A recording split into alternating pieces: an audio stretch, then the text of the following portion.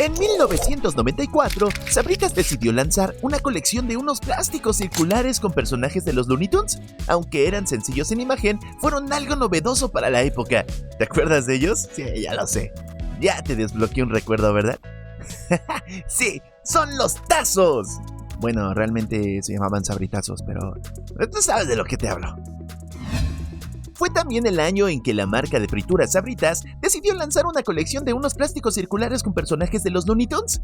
Sí, el Pato Lucas, Bugs Bunny, todos esos, ya lo sabes. Esos que nos alegraban la infancia. Bueno, a mí. Tú te preguntarás de dónde surgió la idea. ¿Qué pex? ¿Cómo es que hacían unas cosas redonditas y nos ponían como locos? Pues ahí te va. Hay quienes rastrean su origen hasta el siglo XVII, un juego japonés llamado Menko, en donde ponías una tarjeta cuadrada o circular en el suelo, dependiendo, y el otro jugador tenía que arrojar su tarjeta, haciendo que por medio del aire o la estrategia que eligiera, volteara la carta del otro jugador y así quedarse con ambas tarjetas. Al final, quien se quedara con más tarjetas es quien ganaba el juego. Si así era difícil voltearlas. Tazos, imagínate tarjetas.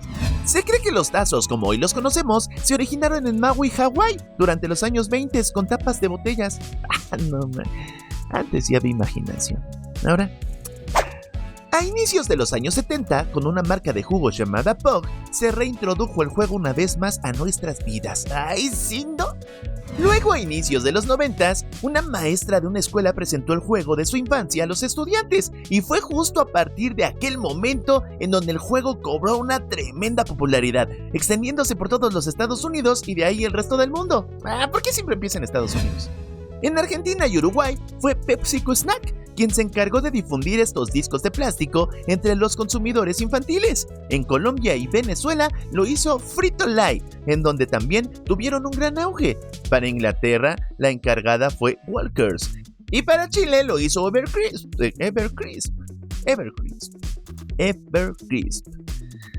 Chile, tú sabes de lo que te hablo.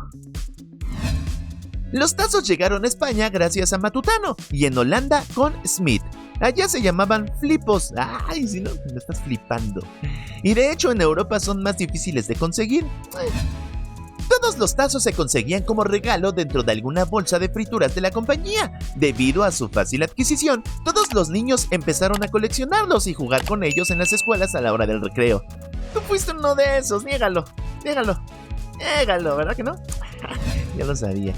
Era tan la afición a estos coleccionables que incluso había escuelas en donde los prohibían y no te los regresaban hasta la hora de la salida.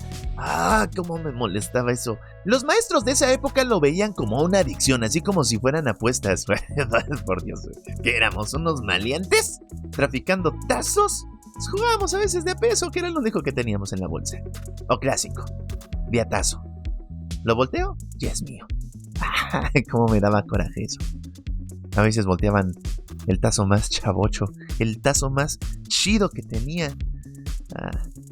Bueno. Nosotros, como buenos niños mexicanos, usamos los tazos como medio de cambio, como una moneda para intercambiar por otras cosas. Eso era bien chido. Este fenómeno ocurrió tanto en escuelas de México como en varias de Estados Unidos y varios países de Europa como Suiza, Islandia, Alemania e Inglaterra. En este momento vamos a ir desglosando los tipos de tazos que existieron, para que te acuerdes y digas, yo tuve de esos, sí es cierto, wow, ¿cómo olvidarlos? ¿Estás listo? Yes. En 1994, los primeros tazos que salieron fueron de los Looney Tunes. Fueron los primeros de una colección de 100 y había 4 tipos. Los tazos con escenas de la serie, que esos eran 40. Los supertazos, que solo traían a un personaje hasta medio cuerpo, esos nada más eran 20. Los megatazos con un personaje y su nombre, esos también eran otros 20. Y los mastertazos, esos eran los chidos, con los personajes vestidos muy raperos, esos también eran 20.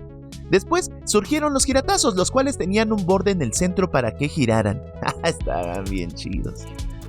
Super giratazos. Los personajes mostraban monumentos arquitectónicos del mundo. Esos también eran 20.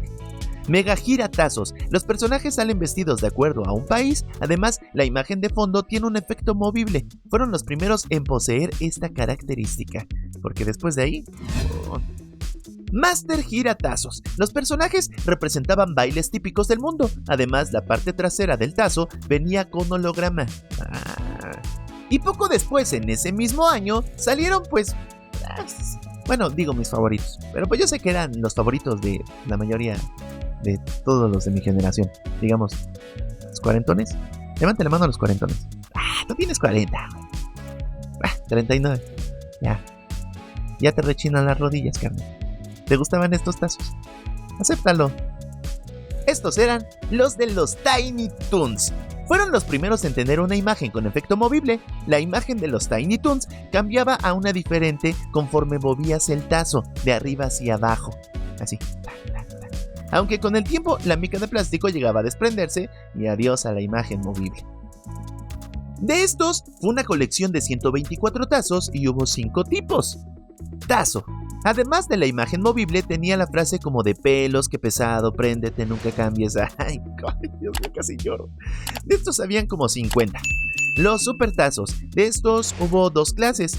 30 eran color naranja en la parte de atrás, además de incluir 3 rayitas gruesas en un costado del tazo, que esto también pues lo traían los supertazos de la primera generación. Y 20 de color morado, en donde desaparecieron las 3 rayitas.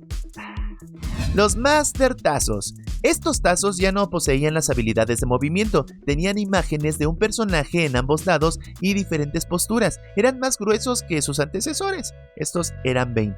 Sí, la neta. Tener un tazo más grueso te daba poder, carnal. Te diferenciaba de los demás. Y bueno, después de eso no podían quedar de lado los Caballeros del Zodiaco. Salieron 2 colecciones con nichos, 40 de la colección normal y 40 de giratazos.